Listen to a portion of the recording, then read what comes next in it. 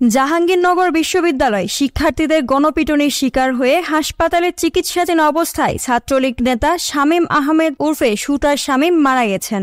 বুধবার দিবাগত রাত 12টার দিকে তার মৃত্যু হয়েছে বলে নিশ্চিত করেছে আশুলিয়া থানা পুলিশ।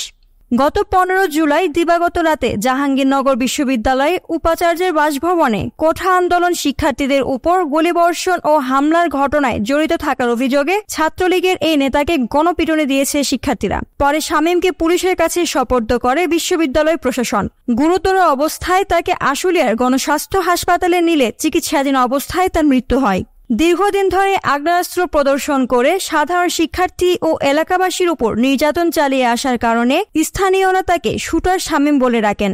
শামীম বিশ্ববিদ্যালয় ও এর পার্শ্ববর্তী এলাকায় মাদক সিন্ডিকেট নিয়ন্ত্রণ, জমি দখল, চাঁদাবাজি সহ বিভিন্ন অপরাধমূলক কর্মকাণ্ডে জড়িত ছিলেন। এছাড়া তার বিরুদ্ধে একাধিক মামলা রয়েছে। গত 15 জুলাই রাতে কোঠা আন্দোলনকারী শিক্ষার্থীদের উপর হামলার ঘটনায় তিনি সামনের সারিতে থেকে অস্ত্র হাতে নেতৃত্ব দিয়েছেন।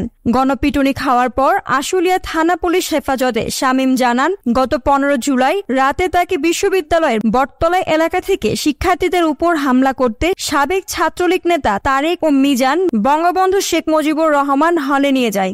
সেখানে শাখা ছাত্রলীগের সভাপতি আখতারুজ্জামান সোহেলের নেতৃত্বে পেট্রোল, বোমা, ককটেল, দেশীয় অস্ত্রসহ আগ্নেয়াস্ত্র প্রস্তুত করা হয়। হামলার সময় তারেকও 1 রাউন্ড গুলি ছুড়ে বলে জানিয়েছেন ছাত্রলীগের এই সাবেক সাংগঠনিক সম্পাদক শামীম আহমেদ।